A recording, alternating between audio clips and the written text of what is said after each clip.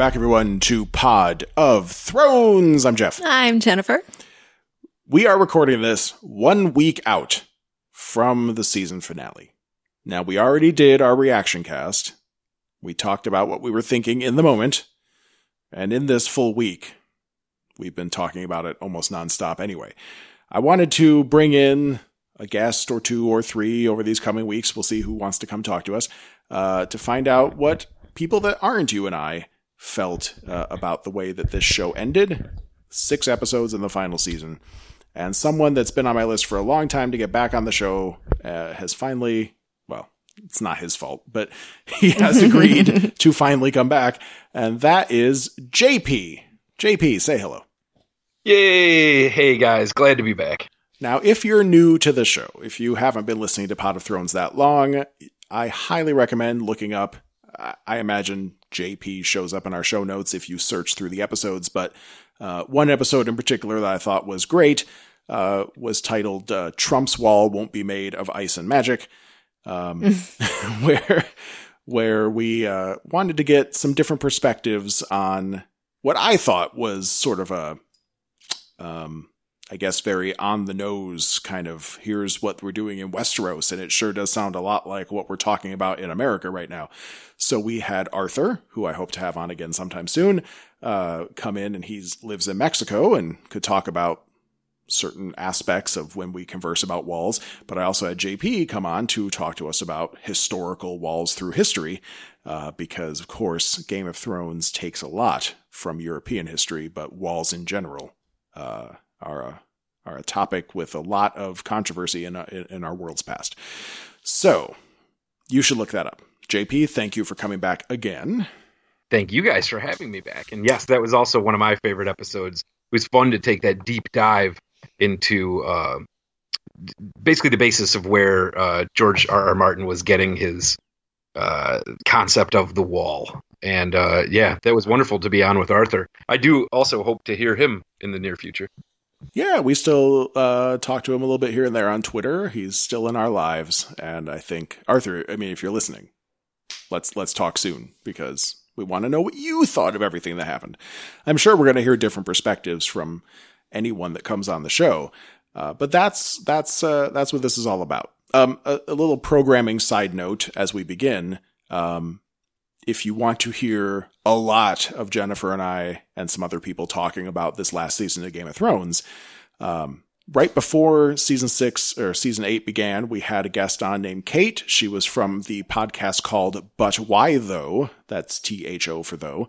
And they are a pop culture podcast. They talk about a different topic every week.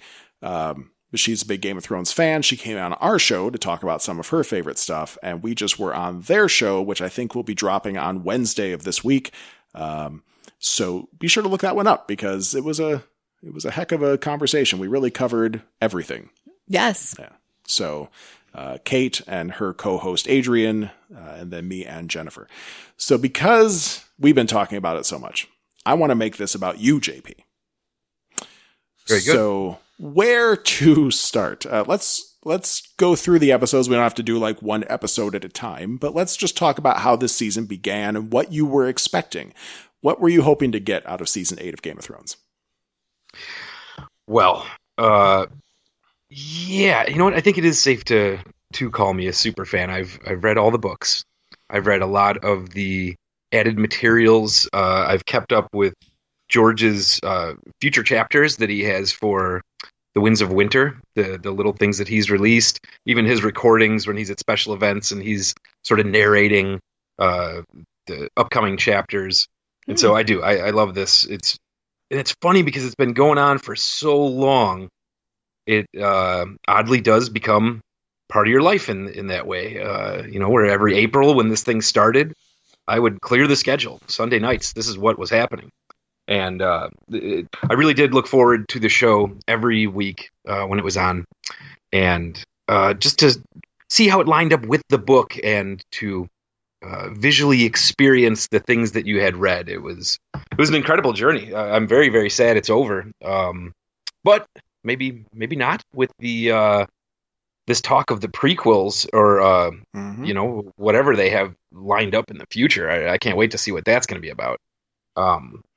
But yes, so and all that to say, I read very regularly the things that are posted on Reddit, some of the other websites and forums, and a lot of the spoilers.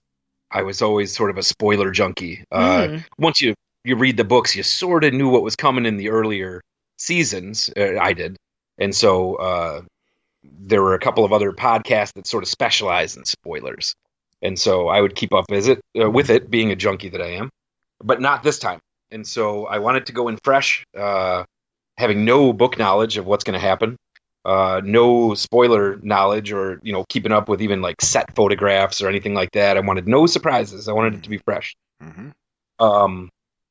And let's see, how can I put it as nicely as I can? My only problem with this entire season and a bit of last is that I felt that it was rushed. I think it's a shame that we only got 6 episodes when we definitely could have dragged this out, or not even dragged it out, but had the regular 10 episode season. Yeah, dragged it out is not complimentary language. No.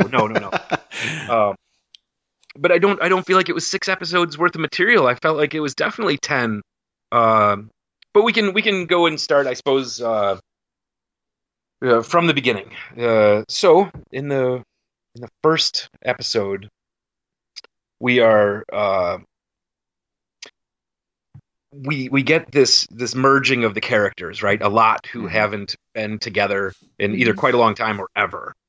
And so what a nostalgic blast to have everybody wind up gathering, eventually at Winterfell. I guess I'll merge some of these episodes to make it. Well, the first two, in my head right now, the first 2 episodes all kind of blend together. I mean, it was like we had all these seasons, maybe after season 1, even you could say, but like the Stark family had undergone this like diaspora, right? Like the entire family had been scattered in all these different directions.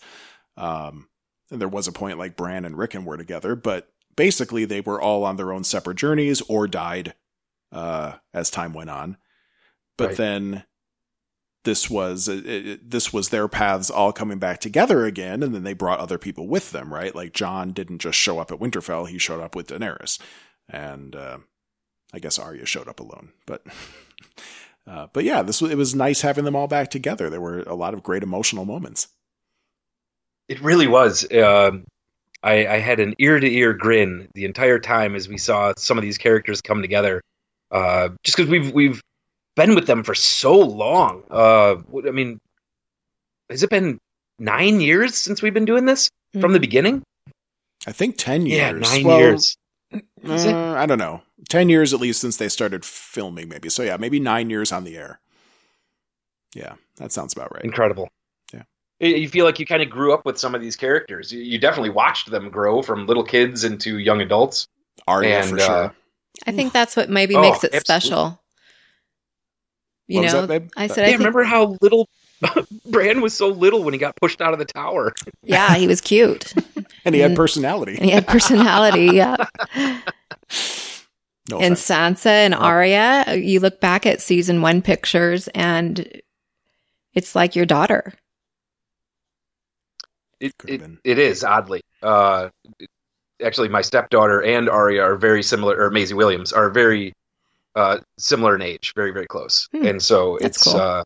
It's odd when you grow up with these, or when you spend this much time with any character on any show, you definitely grow attached to them. Mm-hmm. And so it was heartwarming when everybody winds up at Winterfell or gathered together all these wonderful characters. I don't know how the general audience at large feels about the Hound, but I just absolutely loved that character. He was wonderful. I thought he was played so well. And he's so nice. Rory McCann. Name, but McCann. Yes. What a fantastic job that he did throughout the whole thing. Yeah, I guess you could say that of pretty much everybody. I read an article about him where he was talking about when he was watching it, his reaction, and he was so emotionally opposite from the Hound. It was pretty cool. I think it would be even funnier if he was just the Hound, with a different haircut in real life. Fuck off. Give me some chicken, damn it. But yes, so we get the big reunion at Winterfell. We have ominous doom on the horizon, and I knew that these were going to be extended episodes. I did know that. I think HBO released that a while back. They said this will be almost all of them were longer than an hour. I think some of them were about an hour and a half. I know at least the battle at Winterfell was, and I believe the battle at King's Landing, that was about an hour and a half. Yeah. Well, the Battle of Winterfell was only about an hour. I think it was like 60 to 62 minutes, somewhere in there. But we got the 83, 84 minutes or something like that for Winterfell in the final episode. Well, all that to say, no, it did not make up for it. I wanted 10 episodes. Yep. And to really let the plot develop. So when I'm watching the show, I definitely care about the story, obviously. I care about the character development and the plot and all that. But also, when I'm watching, I try to take in all the enormous efforts of the set designers, the costume designers. I sort of had this irritating trait where when I'm watching something, I will notice and point it out. I think that's why my wife hates watching stuff with me, because I will say, boy, look at the work they did on the costumes. And she's like, no, you're ruining the immersion for me, But yes, what a tremendous job on just everything that happens to make this come together. And so, aside from the story, that everybody's obsessed with the story, and of course, but HBO and all the hundreds and hundreds of people that it takes to put this together did a magnificent job this season, and I will hand it to them for that. They had, it must have been tremendously heart-wrenching for them, because they assembled this team that worked together for a decade to just do the costuming and the weapons and the set pieces, and they were beautiful. Everything was beautiful. I can't point out one thing that I thought was poorly done. Yeah, well, I can think of one thing, but the acting, the visuals, the music, the directing, I mean, all of that was just about perfect, yeah. I think I was disappointed in the shortness of the entire season. I think we could have used 10 episodes. Of course. I would have settled for 8. I'll be more specific. I mean, just give me more. Yeah.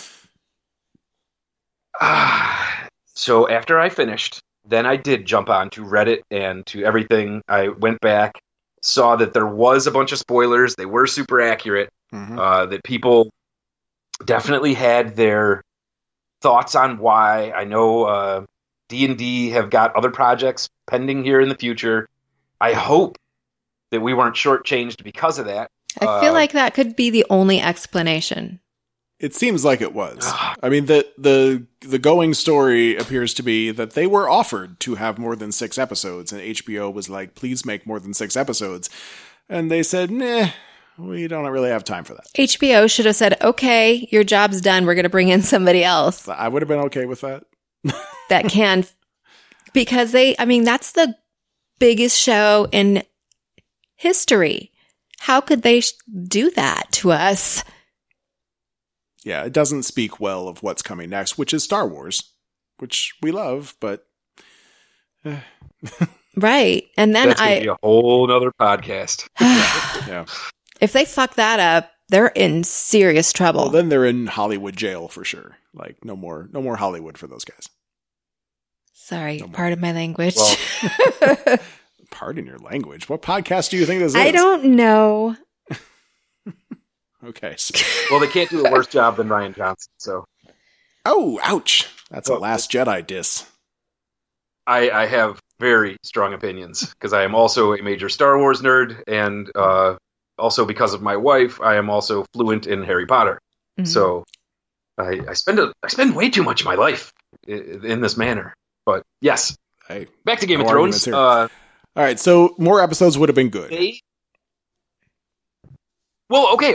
So, also on the good, the only problem was, and here's why I say that about the shortness of the episodes. We needed more build-up. I think it was unfair to the story and to the fans and the viewers that they wrapped up the Night King's story so quickly, one episode. Yes, We've I been agree. building this for flipping 9 years. We should have had 9 hours.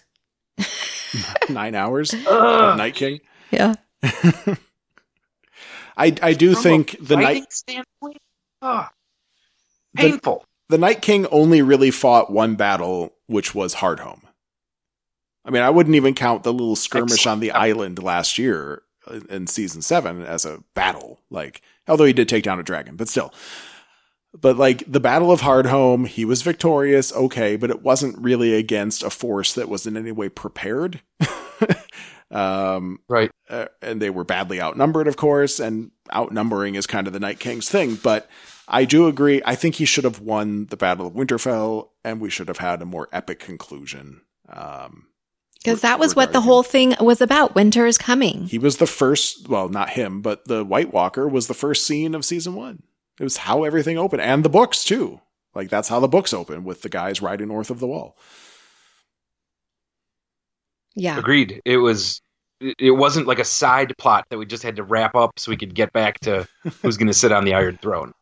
I realize this is like a dueling story, where north of the wall and then down in King's Landing, what was going on in these stories simultaneously. But I just feel like it was sort of a disservice to the fans to move so quickly and wrap up that plot point and be done with it. It was like, well, we got to get rid of the Night King because we got to hurry up and be done with this. And it was like, oh, wow. And then, of course, with that episode itself, that episode was visually stunning. No doubt. It was beautiful. The Dothraki charge, the Unsullied defending, even though this was tactically horrible. The Dothraki should not have charged. Yeah, I was going to say, much more deliberately awful words. But they have nobody who's ever played Total War directed this, or wrote this battle. Yeah, for sure. If you're defending a place, you don't run out and attack. My God, keep your cavalry on the flanks. Keep your catapults behind your troops. Why didn't they just have Drogon landed in the middle of Winterfell, and then as soon as all of them rushed up, he comes up and he just fire everybody? Dracarys, I don't know. They do these goofy things on Game of Thrones where it's like you have all these castles and all these walls, but nobody stands behind them. They all gather in front of them, and it's you could say the same. The Battle of the Bastards had the same problem there, didn't they? The two armies met on the field, and there was never a siege, which is what should have happened. No, Julius Caesar would not approve of these tactics. I don't think any modern commander would either. No. But and so I don't know. I'm thoroughly mixed with disappointment but also awe and pleasure at some points of it. So story-wise, I'm disappointed, honestly. The way they progressed and sort of the ways they wrapped it up, I am kind of disappointed. I think they did a lot of stuff for fan service that had nothing to do with the character arcs and the way we were going and the way they were building and then tearing down other characters. And in the end, it was like, nah, we only really like Arya and Daenerys. Let's make the whole show about them. And so, I mean, I also like the Khaleesi. But I just think that, you know what? All this to say, I'm very much looking forward to Winds of Winter if we ever get it. To see how this runs either in parallel or in opposition. I'm not sure. Because we were supposed to get 2 more books, The Winds of Winter and then A Dream of Spring. Right. And there's, if you've ever seen the size of these books, they're massive. They're hundreds of pages. He recently went on record and said that the last 2 books would probably be about 1,500 pages between them, maybe more. That sounds right. I mean, that's the, what was the last one we got? The Dance with Dragons?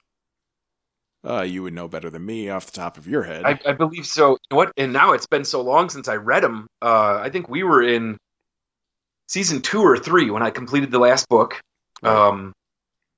And that was, oh geez, I mean, that was a long time ago now. I'm surprised that I remember any of it. But it was, you know what?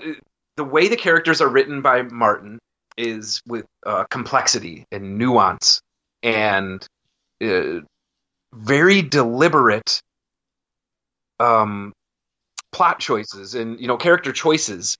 The way he's an excellent writer. He truly is.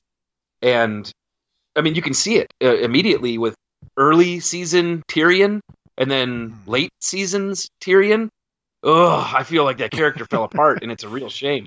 Well, in the books, you also get to dive into their mentalities because you spend a lot of time in the, what do they call them? The point of view characters, right? So for any given chapter Yes. that's about a Tyrion, you know, let's say, so in a Tyrion chapter, you'll find out what Tyrion's thinking, and then he goes and says or does some stuff. You'll find out what Daenerys is thinking, and then she goes and says and does some stuff.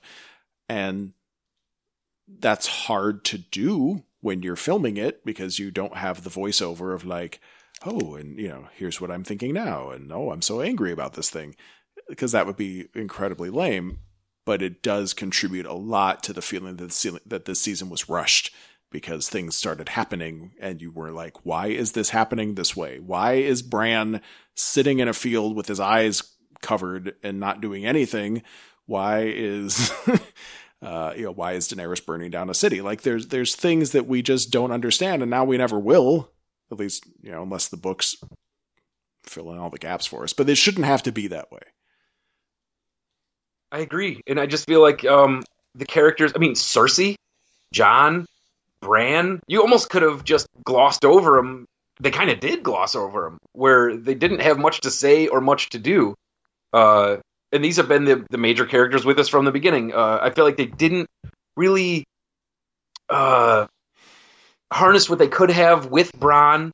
The whole Lord of Light thing, it's like, well, I guess we're done with that. Yeah. I know they brought Melisandre back and she lit the swords on fire. That was cool. Didn't Okay. do any good. Yeah. But we got no prince that was promised. It was just kind of like, meh. Maybe they did we're this just gonna skip right over because that. they had a deal where so that George in his next book would be highly popular. I mean, it's not that it wouldn't be anyway. I always expected that they would have 2 different endings. And I did too. George has, now he's said like, you know, a lot of yeses and nos to like, would things be different? So some things are going to be the same. Some things are going to be different if he ever gets around to finishing Maybe they were them. purposely being big. But that's not a good way to make television though. No, it's not. It's not. But No. it didn't matter at that point. This was going to be the last season and they made the money that they needed to make, I suppose. I mean, I just can't believe they would stop caring. But they want us to come back for more. Hey, JP, can I ask you something? You said Yes, something just a little bit ago about how there were moments in this season, and I don't know if you were specifically talking about the first 2 episodes or not, but the moments that were fan service but didn't necessarily make a lot of sense for the characters. I was wondering if you give me an example or two of what you mean. Okay, this is going to be somewhat unpopular, but I'm Okay. not sure why we never got a final battle with Jon Snow and the Night King. Jon Snow might as well have not been in the Battle of Winterfell for all he really did, Yeah, he was completely useless. in my opinion. Did he do anything? And that's Nothing that we saw. And that's what's so very unfair about this is he's been dealing with the White Walkers, obviously the longest, as the Lord Commander on the wall. Being literally killed and then resurrected, which we never addressed again. And came, this was his moment. Everything sort of was leading to Jon Snow is the prince that was promised. But then in the end, they sort of snatched it away and they're like, nah, give it to super assassin Arya and have her gut shank the Night King. And, and then boom, he shatters. That's it. Okay, plot point over. Let's hurry up and get to the Iron Throne. Now, I was like, what nothing, the hell was that? nothing against Arya though, because You better not be I dissing like Arya. I know. I like. Look, I love her character arc. I think she's an amazing assassin. Everything that she went through, the whole thing with Syrio Forel, the Hound, Jaqen H'ghar, her time in Bravos, coming back, being the super assassin, wiping out the Freys. Awesome. She's had a terrific character arc. I know the fans love her. They probably love her the most of all. Maybe Khaleesi, but still. Not anymore. Well, we'll get to her. They should have brought Jaqen somebody back that was from her past. That's some of the closure that we were missing. Besides the Hound. Yes, Like, the faceless. Yeah, if we were going to do fan service, shouldn't we have gotten to find out, like, if Syrio Forel and Jaqen really were the same person? Because they probably were. Shouldn't we have found out, like, why did they bring back... Tell me this. If you have a theory, JP, why the hell did they bring back Nymeria in Season 7? I thought it meant we were going to see her in Season 8. I'm still disappointed about that. There's so many. We could go down a whole checklist. Right. Ghost and Nymeria should have come together. What are we doing? That would have been so great seeing them wolves? together. Yeah, it would have. Both of the wolves. Yeah, Ghost. Ghost had nothing. What? Why even bring him back? Actually, I Just don't so we think... can see him. Yeah, I don't think Ghost was in Season 7 at all. I think he was completely missing. This has been a total ripoff. The dire wolves have always been super important in the books, and in the in the earlier part of the show. But it's like, well, I know I hear these things, and it's like, well, that's a tremendous burden to the CGI guys, and it's like, no, I don't want to hear that. You got 3 dragons flying through the air, breathing fire.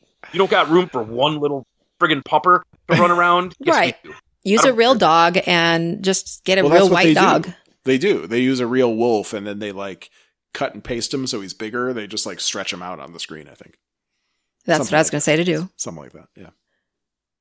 So And that can't be that hard. Yeah, it's not compared to making a dragon with facial expressions and shit. Right. It was sad. Yeah, I hate to say it because I love this friggin' show, but there's a part of me that's really let down, and I think so I was listening to the episode with Kevin a couple episodes back, and I understand what he was saying, and I understand that he was sort of defending the show, and he's not super happy with a lot of the fans that are disappointed, but I really do feel like we have the right to be disappointed. Because we expected so much. This was one of the biggest shows ever made, money-wise, production-wise, and I correct me if I'm wrong, but we do have the right to be disappointed. We don't have to just go along and say everything is awesome about this. I mean, look, just doing a fan podcast, we spend money doing this shit. Right. Like, hobbies and fandom, and people buy merchandise, and we get really invested. I think it's fine to be disappointed. I would say I have a hard time objecting to most of the plot points. Like, it really would have been nice to see the Night King go south, because it would have made a lot of sense. But like, if you were going to have Daenerys turn evil, God, if you were going to have Bran on the fucking throne, like, if you were going to do those things, okay. I mean, I might not love all your decisions, but it still would have been nice if it was able to take its time. How did we not see that coming with Bran? Because you... Okay. Because that whole idea was ridiculous. Well, wait a second, JP. You are okay. You're the history guy. That's how we got to know you. You're a big history buff, and you have spent time diving into the historical stuff that George R. R. Martin then used as his inspiration for Game of Thrones. So, can we pull anything from that to sort of make us feel better about Bran being king? Is that too hard? Wow, okay. That's a big question. No. Hold on. I just have to search the databanks in my mind. No. Actually, no. Historically, no. This is unprecedented.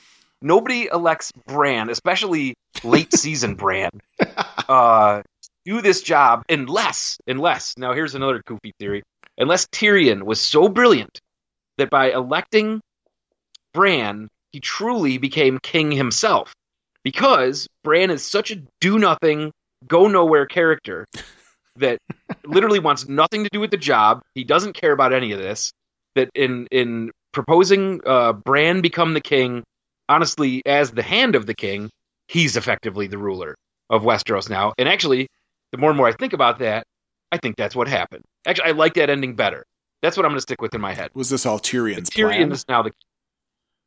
I don't know. That's why I came. Dude, what? Get up out of here with all that. If he knew the future this whole time, he sure did play it weird.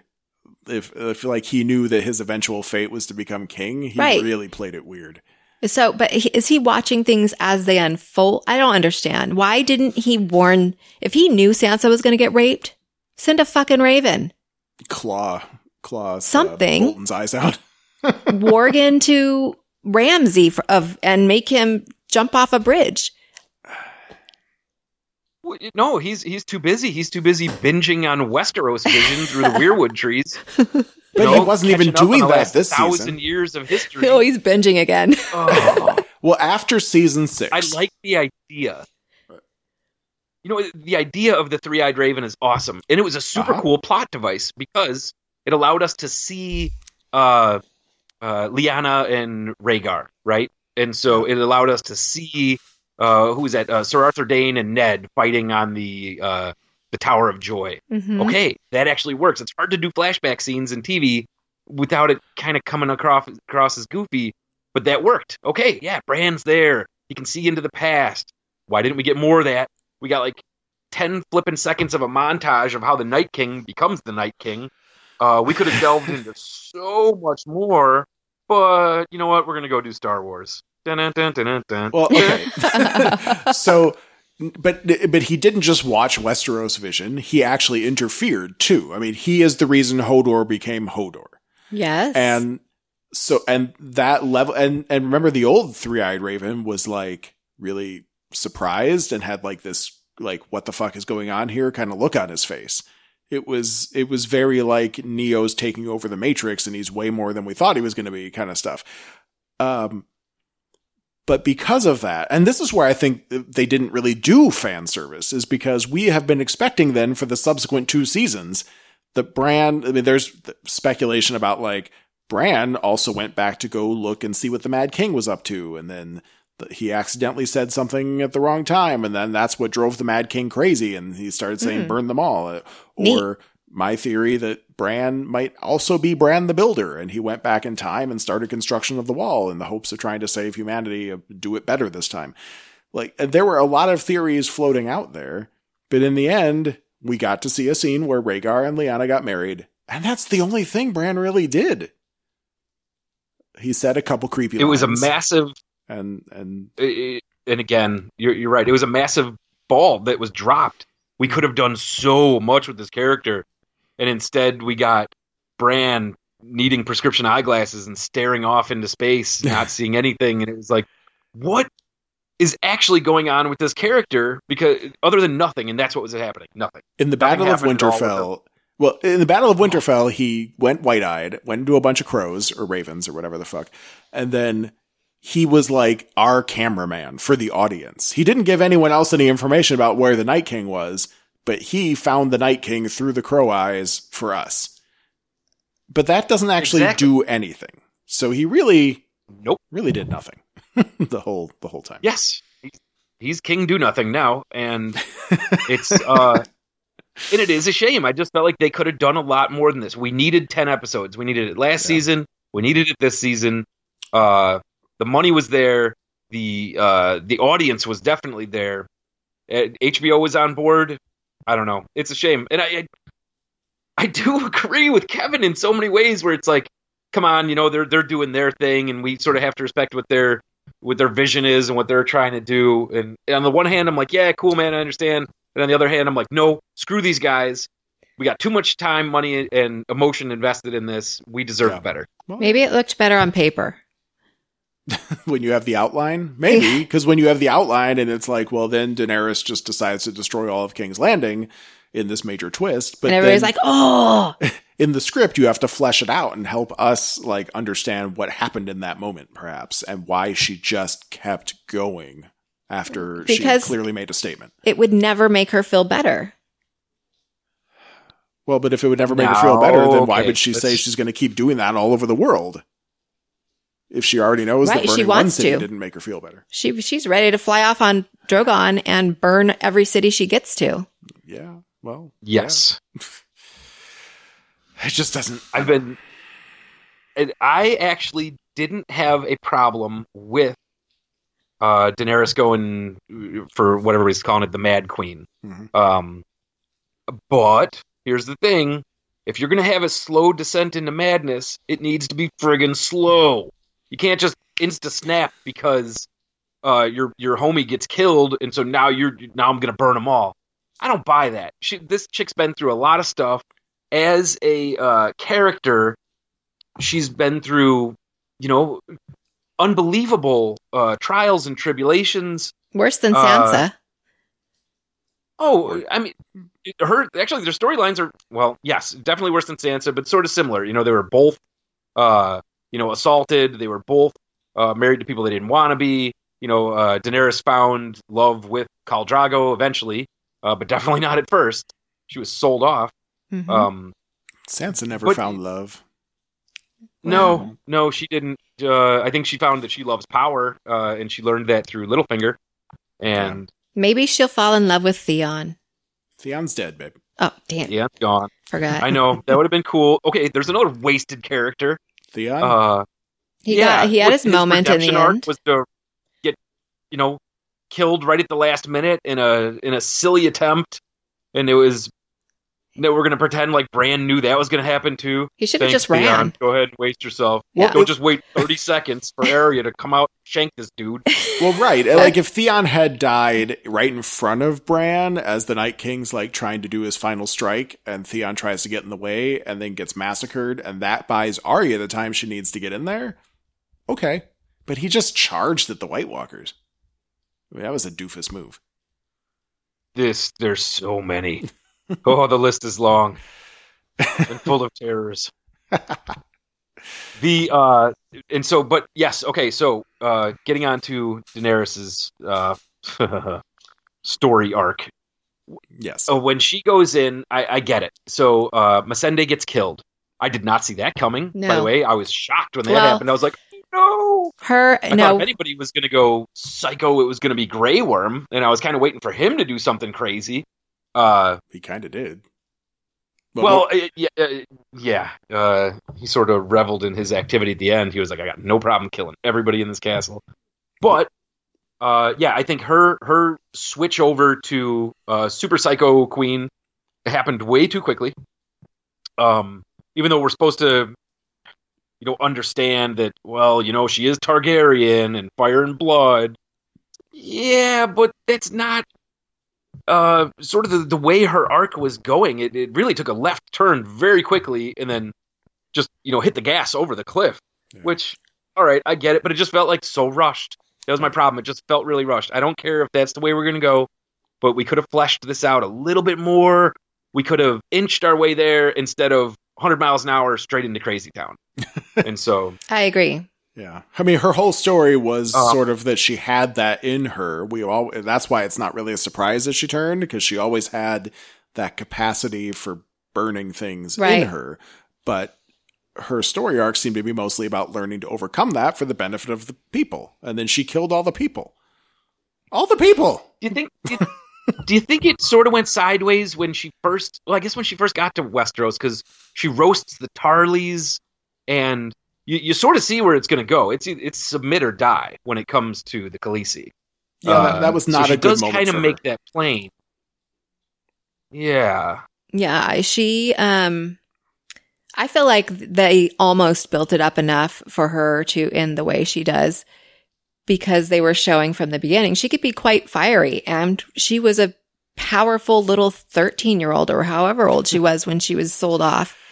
She was already powerful in her own ways. And then to come out of fire, I feel like I kind of expected her to go bad. I did expect her to go bad. I thought Jon was going to end his life fighting her, and Sansa was going to be on the throne. I honestly thought that Jon was going to fight the Night King and maybe both of them would die. And I would have been okay with that. That would have been good. I think that would have been a really cool end to his arc, that he sacrifices himself for the entire realm of men and saves, everybody from the long night. I think that would have been a great way to, like, these guys, they had all these characters that everybody loves, and they just didn't want to get rid of them. In a weird way. And it's like, it's okay for the hero to die if he dies heroically. Sort of vis-a-vis the Hound. The Hound in the Mountains battle, which was, again, super rushed. We get to fight for a few minutes on the stairs, and then he tackles him through the wall, and that's the end of that arc. And it's like, oh. Yep. Clegane Bowl? That's it? Yep. Man. On crumbling stairs, like it was hard for them to really get a good fight in because they were busy dodging falling rocks. Yeah, I thought also the Mountain did not look as gross as he should have. He looked like a zombie Cabbage Patch head. It was bad. I also did not like it.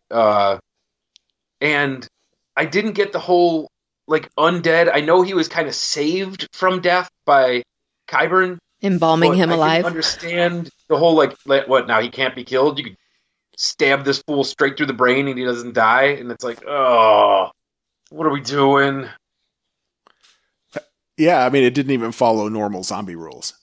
No, that's what I mean. Yeah, right. yeah, This is goofy. You can stop White Walkers by chopping them up, but you can't stop the Mountain because now Qyburn's some super necromancer now, and it's like, yeah. I don't know. A lot of that just fell flat for me. I was disappointed that Cersei didn't have one more trick up her sleeve. She did nothing. Yeah, she just stood in the window. Well, we didn't even see her for the first 3 episodes. There was no back and forth between the North and the South like we usually get. The first 3 episodes were all North and people planning for the battle and having sex and making weapons. And then we finally saw Cersei in episode 4. And actually, did we see her in episode 4? Maybe just at the very end when Missandei was in chains. Like, Cersei had a very small part in all of this. Which was, again, terrible. She's a major character since season 1. It just fell flat with her as well. And I know she's sort of been, I don't know, traumatized ever since, Tommen died, right? When he goes out the window. That's when she goes cray-cray. She really, she loses it. After her. But who wouldn't? All of her children. I would probably be stuck in a mental hospital the rest of my life. Yeah, but she was stuck on a throne made of swords. Yeah. Ouch. Yeah. With a glass of wine in a window view. Mm-hmm. Yeah. I don't know. And it's because I love all these characters so much and the writing and the story. And it's because I care that I am disappointed. I don't want to be seeming like I'm just bagging on this. Right. Like, I keep thinking, better, are we being overcritical? Are we being unfair? Are we being in my opinion, no. You know something good or something bad when you see it. And that we have the ability to discern says something about that. And so these guys had 2 flipping years to give us something amazing that we have never seen. And it's like, that's right, 2 years. This is like bad fan fiction. Not even good fan fiction. I feel like I'm not angry because like there were a number of good moments, and I'm sorry that Jon versus the Night King would have been cool, but Arya taking him down was a pretty awesome moment, even if it was just a short moment.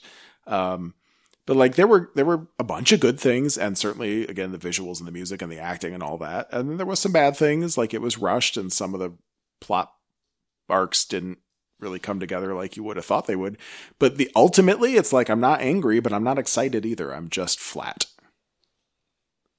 That's my problem. Right, and it shouldn't have been like that. There are many series that have come before this that some even went a little bit past their prime, but they ended on a high note. They could have done better, and I think it's okay for us to say that. I don't think we're being jerks by saying they could have done better. I don't think so. For the amount of time and the amount of money and the amount of resources they had, I think the potential was there, and it's sort of a shame that it did fall flat. I'm not I know I'm going to sound like a jerk this whole podcast, but I'm not trying to bag on Game of Thrones. I do love it. And there were certain things that were incredible, and they were great. I'm glad that Brienne of Tarth finally got to be with Jaime, even though he was gone 10 minutes later. Yep. I'm glad the Hound and Arya got to kind of hang out one last time, because I loved that dynamic. They did have so long ago. They had an awesome goodbye. Even though I wanted more, I wanted some of them on the road just fucking hamming it up and being snotty to each other. That would have been great, but at least they had a good goodbye. I think it was a very emotional scene, at least for me, when Jaime and Cersei were found by Tyrion under the bricks. That it was Do you mean it's sad, because you've been with these characters for so long and now they're gone. And I really, Peter Dinklage is amazing. The way he did the entire character was fantastic, and I really felt it was palpable, the emotion there. And I was sad. I was actually sad when he dug up his brother and sister. Yeah, they only had one brick on them, though. There was one brick on Jaime's I know that was face. a little bit lame. That whole thing should have been 20 feet high. It looked like they could have gotten away from that. Like they could have just moved 5 feet to one direction and just been like, oh, yeah, all the rocks missed us. Yeah, I feel like Euron was wasted. I'm sad we didn't get the Iron Islands. We didn't get a major fleet battle that I thought was coming. I thought for sure that we were going to see a major fleet battle. And Yara. I'm sorry. Yeah, because I knew Theon was going to go back to Winterfell, but I thought his sister for sure was going to bring a fleet, and we were going to get this big, open ocean battle. But no, we're not doing that either. Mm-hmm. And so, yeah, I don't know. Sorry if I seem critically disappointed in all of it. Look, I don't really disagree with you on pretty much anything, except that I love that Arya killed the Night King. But no. Oh, we all love Arya. I have to keep putting that disclaimer in there. I have no problem with Arya. I just think that she robbed Jon of his moment. That was all. She's had amazing, amazing arcs, and some of the best kills in this entire show have been Arya. But then it was over. She should have had something in the last 3 episodes. She needed. Yeah, I know. There was nothing for her. She can't kill everybody in Westeros. This is your fault, Jeff. If you didn't love Arya so much, I would have got my prince that was promised. Damn it. It's my fault. Yeah. Well, okay. Now answer me a question. The prophecy of Azor Ahai and the prophecy of the prince that was promised, those are separate prophecies, correct? I felt like they kind of get mix and matched, but then, I think Lore Master Kevin has told us that they're not the same thing, but sometimes it seems like they're the same, and I don't know. But... Well, yes, because Azor Ahai would be the historical... This is sort of a tale that they tell. And I know he's gone over this, where he forges Lightbringer, and he has to plunge it through his beloved's heart to temper the steel, and blah, blah, blah. And... this is sort of the ongoing story of the Long Night.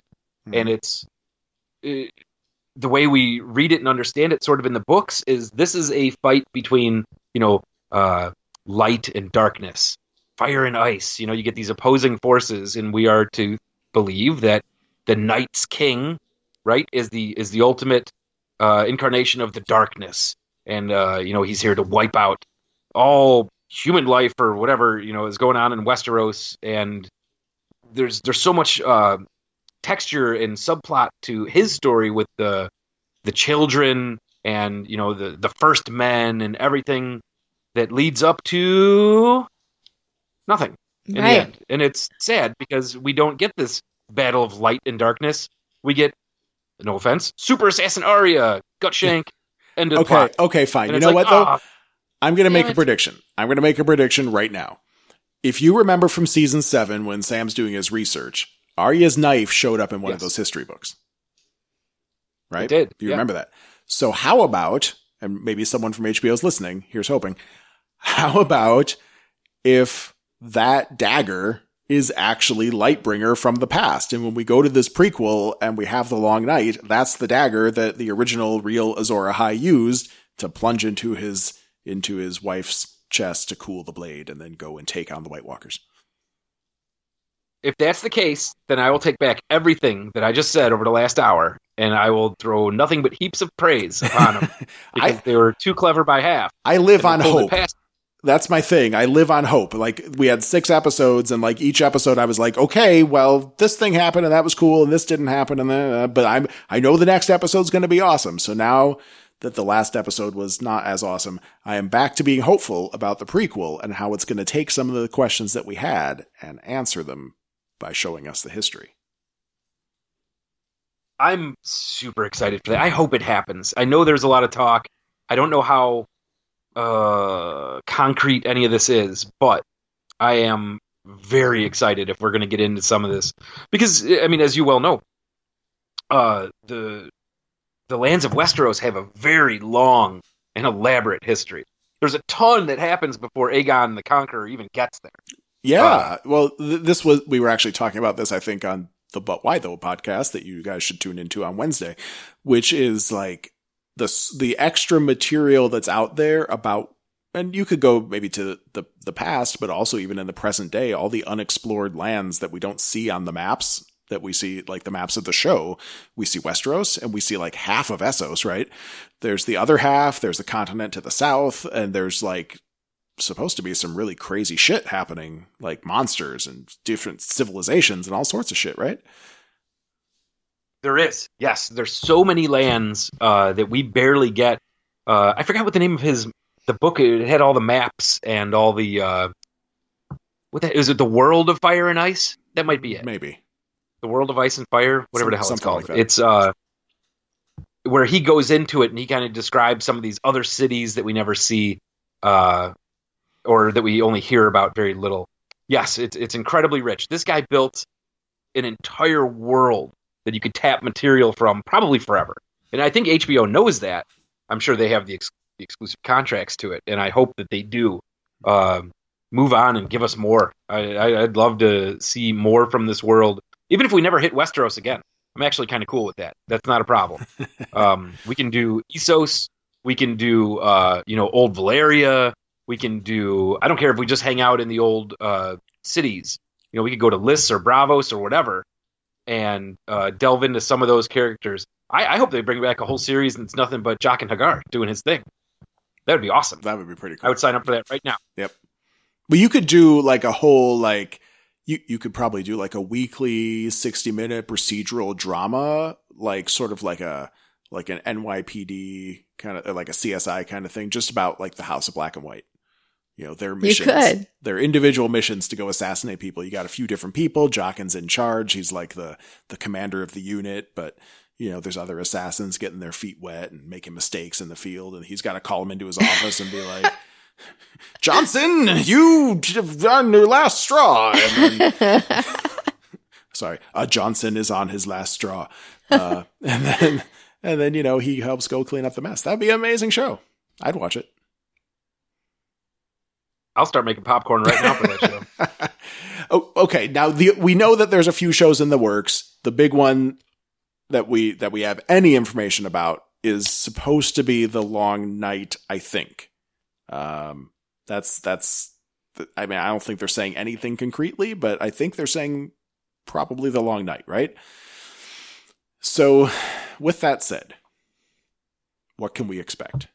Like what from all the lore is it going to be this Night King? Is it going to be the same White Walkers? It has to end with the Night King still alive, right?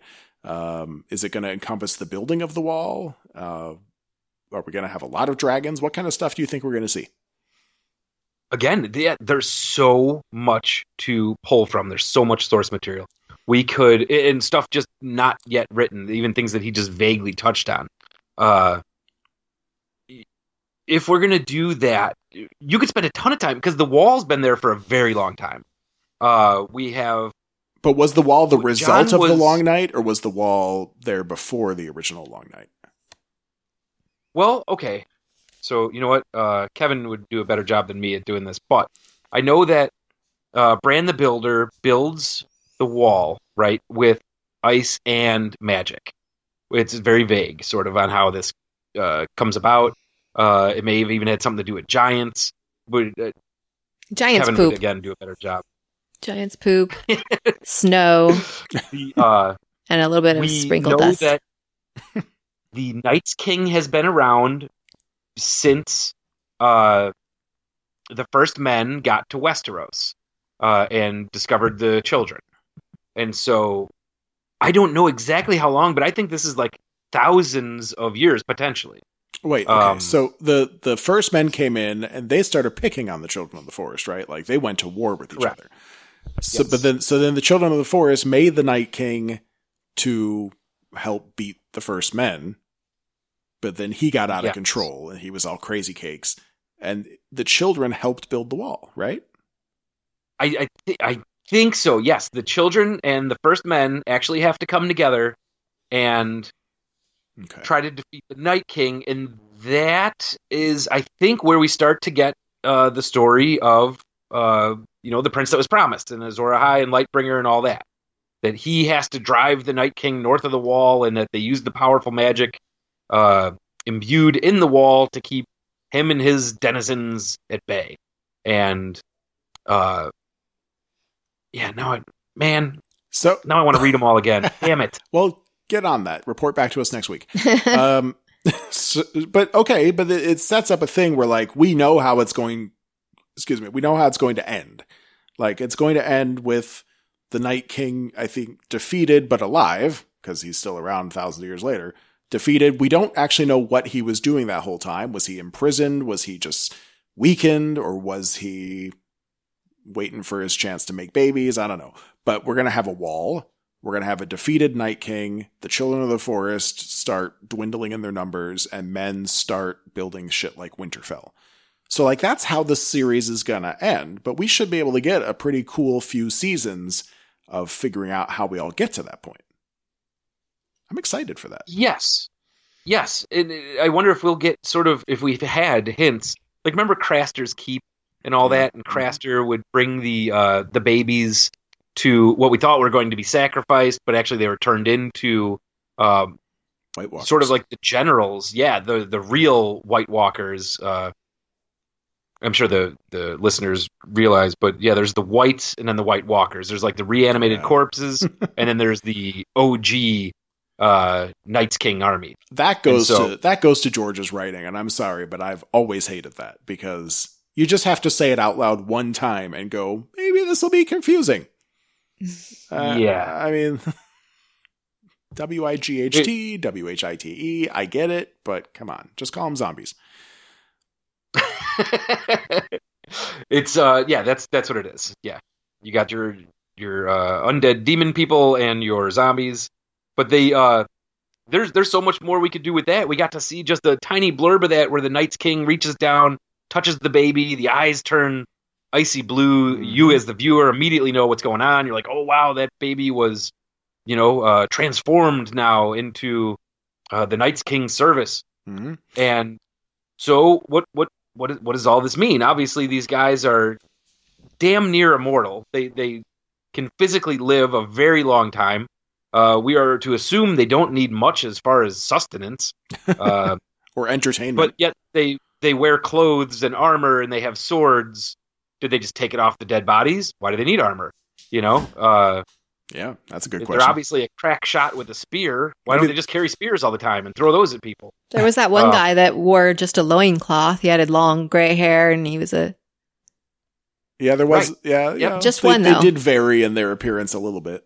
It's there's lots of interesting questions. That's a whole other thing. Well, maybe we'll find it out in the Long Night Show. Yeah, it's like, how do the White Walkers become what they are?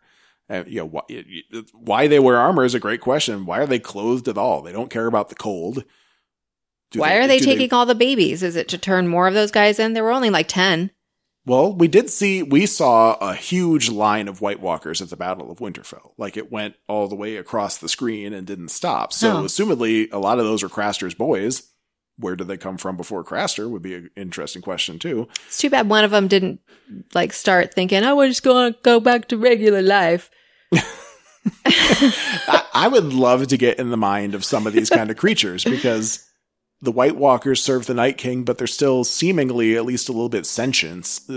They have the power to like think and make decisions. And what do they do in their spare time? Nothing. I want a show about that. At home with the Night King. The baby's crying again. The babies are always crying. There's so many of these damn Craster babies. Why? And you just leave for months and just go make your zombie army, and then you come back here and you just expect the babies to be all happy and perfect, and I can't handle all this. That'd be amazing. Boy, I can really sympathize. I know what he's going through right now. Yeah, Mr. 2 babies in 2 years. Oh, yeah. That was how far apart mine are. I mean, they're not babies anymore. No, 19 months and I think 21 months or something. Sure, it sounds good at the time. Mm-hmm. Keep them close together, then they'll all be gone kind of in the same time. Is that what it was about? I don't Not know. like they'll take care of each other and they'll play together. It was just like, then they'll be gone and out of here. I hope our kids aren't listening. Teenagers to are this show. tough, let me tell you. Yeah, wait till the teenage years, JP. I thought it was parenting style, but no. Oh, sure. We'll just pretend like I planned any of this. That sounds good. Yeah. Yep. Back on track. Back on track. Well, I mean, look, what else can we say? We got off onto the prequel stuff, but was there anything that we still need to say about the season 8? I mean, with Danny burning the city, again, fantastic visuals. Just beautiful. When I'm watching this, I believe that the dragon is there. There's nothing cheap, or they didn't phone in anything about this. It was really of the highest quality, and I mean, you felt the terror of the normal everyday citizens running through the streets as Drogon's just annihilating the city. And even though it's like, okay, we could have gone here, but I just felt like it was rushed. Danny's plot was rushed into it. But okay, it's like, all right, if we're just going to hurry, then I guess this is where we're at. I thought the end scene, I know a lot of people didn't like it or didn't really understand it, but I thought Arya in the ash falling from the sky, and she sees the horse and she jumps on it, right? Visually beautiful. There's so many scenes that are just stunning. But ultimately meaningless. Like, what was the point of her? There we go again. What was that all about, her getting on that horse? It could have been a return to innocence. It could have been a return to being the figure of death. Like, it could have meant a lot of different stuff, but she didn't really do anything in the last episode. And what's funny is she walked towards the exit, but then the next scene, she's back in the city again. Or back in... Without the horse. Without the horse, yeah. And then we're going to end her character as getting on a boat and sailing west of Westeros. Hey, okay. listen to me. As much as I wish she would have done more this season, she is my number one pick beyond anything else for a spin-off show. Arya the Explorer, with her companion monkey, would be a phenomenal bit of television drama, because she could be the one that explores all the dark corners of whatever. Does the planet have a name? Because it's not Westeros. Westeros is a continent. Is there a name to the planet? It's so dumb. We've been calling it Planetos for a while. Who's we? Me and many, many nerds on the internet. Okay. Planetos. But that's not the official name. I don't know the official name. All right. That probably means it doesn't exist. But whatever this planet's called, she can explore the darkest reaches of it just to map it out and to find cool treasure and battle some awesome monsters and meet new life and new civilizations. I'm starting to sound like Star Trek, but she could be Star Trek. They could also have Nymeria, like, watching her leave in the woods on the side. And hop on the boat. Or hop on the boat. Yeah, she doesn't need a monkey. She needs Nymeria. Right. You're right. Nymeria. That's what the show should be. That would have been okay. That would have been awesome. You know what would have been great? The Hound kills the mountain, jams the knife through his head, and he falls over, and he's like, good, I'm going to get some chicken. And then he leaves. He meets up with Gendry, right? And then they row the boat, and then he picks up Arya and Nymeria, and then they take off. Boom. That's a spinoff right there. We get 4 awesome characters. I would tune in for that for the next 10 years. Sold right now. Absolutely. Take my money. Absolutely. I don't think Arya wants to do that. I don't think Maisie wants to do that for 10 more years. It's not about what she wants. It's about the consumer. Now, what if they got somebody else to play her character? I don't know. What else is she going to do? Yeah, you know what she doesn't want? A multi-million-dollar, multi-year contract. Because that sounds awful. I know. Can you imagine? It worked for Frasier. I'm just saying. Oh, Like, first there was Cheers, and then there was Can you Frasier. imagine being D&D? And they're like, okay, here is literally a truckload of money. And they're like, nah, man, we got to go do Star Wars. And they're like, okay, seriously, they have to be some of the highest paid directors on TV. Right. As showrunners, Sure. they're making oodles of cash. And they're like, nah, you know what? We're going to go try our hand at a completely different franchise now. It's like, yeah, all right, I respect your creative freedom, but also, what the hell's wrong with you? It's not going to get any better than this, you know? Well, Star Wars is dangerous. I mean, like you made a quip about Rian Johnson. Like, if you don't deliver what the fans want out of Star Wars, you will get way more death threats than they've gotten over this last season of Game of Thrones. It's tricky. It's a minefield, to say the very least. But I'm glad that they're not working on the future stuff. I'm glad they're not working on the sequels or the prequels or the spin-offs or anything. Me too. I just wanted them to give us a complete season. Oh, Jennifer's got something. I got a stat for you. A stat. DB Weiss. Jennifer's stat corner. DB Weiss per month makes $833,030,000. What? No, he doesn't. Try that I'm sorry, again. thousand Okay. per month. Per week is Man, I'm 192,000. wrong business. If Wait. this dude's making $800 million a month. Hold 10 on. million a year. How much per week, babe? What's he making a week? $192,307. So Oh. that 1 week's worth of income is 1 week? 130? No, that'd Per be 1 week, month. $192,000. No, that's got to be It per says month. right here. If it adds Okay. Well, whether that's a week or a month, that's like that's enough income to put you in the top like 5% of incomes in the country in a week or a month. Like that's crazy. Mhm. And then What is it? It's $10 million a year? 10 million. Well, it says per year, 10 millions. 10 million per year. 10 Oh, millions. millions. 10 millions per No, year. she's right. This 10 million website might divided not. by 52 is 192 grand Okay. a week. All right. I mean, look, I'd be happy with that. If I was making Oh that my kind of God. money, I would have given the final season my all. I promise you. They also have a counter at the bottom showing how much he's earning. Like, And per it's just second. going up and up and up. Oh, nice. That can't be. And that's valid. just one of the guys? That's just DB Weiss. Wow. Wow. Well, I mean, I'm not saying they didn't earn that kind of pay because the first 6 seasons were amazing. And season 7, really, I think my only quarrel with season 7 is that it seemed like it was setting things up that then didn't happen in season 8. And you know what? I'm with you, and I was willing to give it the entire time, willing to give it the benefit of the doubt Mm-hmm. because I thought they were setting up something amazing. You know, it's going to be 2 years. That's okay.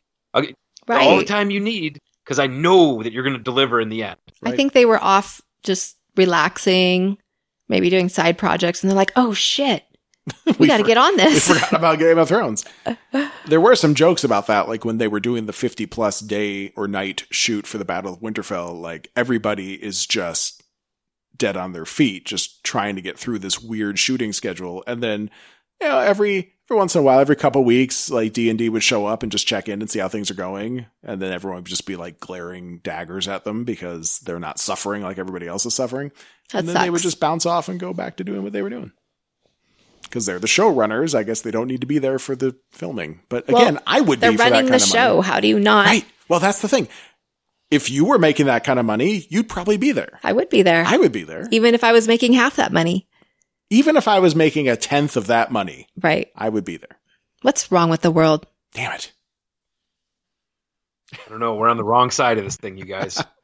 Well, we're going to make our own show And it'll I be think we should. great. with beer and hookers. No. What? All right, it's a Futurama joke, but Oh. it's a very understood. obscure Futurama joke. All right. Well, I feel properly exhausted now. How you doing, JP? Did you get some stuff off your chest? Did this Did this help bring you some peace? I did. You know what? I think this was just the catharsis I needed. Good. Everything is starting to line up correctly in the world. That's how we felt last week, or maybe yesterday. I don't know. Because we had talked it all. We've been talking and talking about it, and I think it helps. Talking about it at work, at Let home, it go. on other podcasts. Yeah, we've been busy talking. So listen, yes. You know what? If I may, thanks, you guys. I'm going to throw this in there. Thanks for your podcast, and this has been an amazing ride. I have no idea how many listeners you actually have, but I think I can speak for the good majority of all of us when I say we really appreciate this. I know it does cost an enormous amount of time and effort and energy and money, and it's been a real blessing. And so if I may cheese out for a minute and say thanks, we appreciate it. It's been great. I know I always looked forward to it. I, for one, work almost primarily alone most of the time, and I did for years. Actually, I just got a new job, and it's pretty awesome. But I, for the better part of a decade, was working solo, doing what I do, and the great saving grace of my job is I could listen to podcasts almost all day long,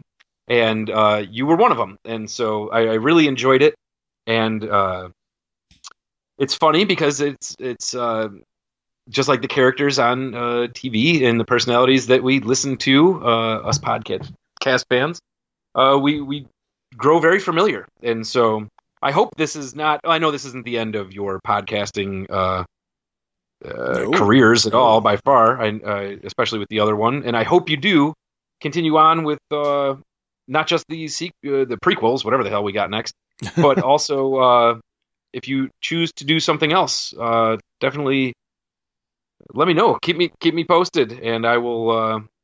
Definitely keep in touch with you guys. We will. Well, hey, if you're subscribed already, stay subscribed because we got things planned, some Game of Thrones related, some not. I just feel like this is a place to talk about HBO stuff because they have not done wrong by us. I mean, D&D sort of fucked us, but HBO has been very good and they're producing some awesome stuff. So you're going to see some of that here. The HBO people that I have met are very nice. Yes, we met some HBO people. They were awesome. Mm-hmm. We've, their marketing team alone has been very kind to us at times. Look, Pod of Thrones is not over. And look, whether it's other stuff and Game of Thrones, of course, JP, the reason we know you at all is because you were listening to the show and you chimed in a little bit and we were like, hey, why don't you come talk about some of the stuff that you're passionate about? So, certainly if you want to come chat with us, speak up. Mm-hmm. You can reach us anytime, of course, at our email addresses, jeff@podofthrones.com or Jennifer@podofthrones.com. That's right. Or on Twitter. That's where we hang out a lot. I'm at Pod of Thrones and Jennifer is at Kid Free Weekend. Why do I never Why do you get say it it right? like a robot? The Kid Free Weekend. I don't know if I'm right. I always mess it up. It's at Kid Free Weekend. Oh, I did it right. Okay. Or the Kid Free Weekend on Facebook. And, we're easy enough to get a hold of. We'll try to keep an eye on everything. Sometimes I get behind. But, we got Comic-Con. we got Comic-Con coming up, so we'll be posting a wide variety of stuff that's Comic-Con related. Look, Game of Thrones is over. It wasn't the best ending ever. We still want to hear more people's opinions on that, but we got other stuff to talk about too. And prequels to be super excited about. I hope it's not going to be 2 years away. It probably is. Ah. They just started filming. So it probably over a year away, yeah. But we waited a year and a half for this, and look how that turned out. We're going to get it. We're going to do it right this time because they got new writers, and those writers are hungry and fresh, and they're going to kick ass. Okay. Right? Right. I hope so. Stay hopeful. Stay hopeful. Mighty JP. big shoes to fill, coming off what this is. The fans are going to be anticipating a lot, and they better not forget that. So they better do a good job. That's right. Do it for us, new showrunner people. We should find out more about them so we can talk about them by name on future episodes. Yeah. We'll do our research. We'll keep up on things. And when there's interesting news that's not spoilery, we'll report on it here too. Yay. All right. So Sounds good. Thank you again, JP, for joining us. We're certainly happy to talk to you any other time when you got stuff you want to talk about. So just keep in touch. Thank you guys very much. It's been a wild ride. I can't believe it's over. Wow. It's never over. No. You just have to watch the show all over again. Yeah. Yep. Was it over when the Germans bombed Pearl Harbor? Don't stop him. He's on a roll. I get the reference. It's over when we say it's over. That's right. All right. Well, for now, this episode is over. Take our care, watch has everybody. ended. What? Now our watch has ended. Again. Yet again. Yeah. So we will be back soon. As soon as we can nail down the next person that wants to, come talk to us about the way the season ended and what we hope for the future. So whoever that is, Arthur, Kevin, somebody else completely. Everybody. Let's talk soon. Agreed? Bye for now. Sounds great. Bye, everybody.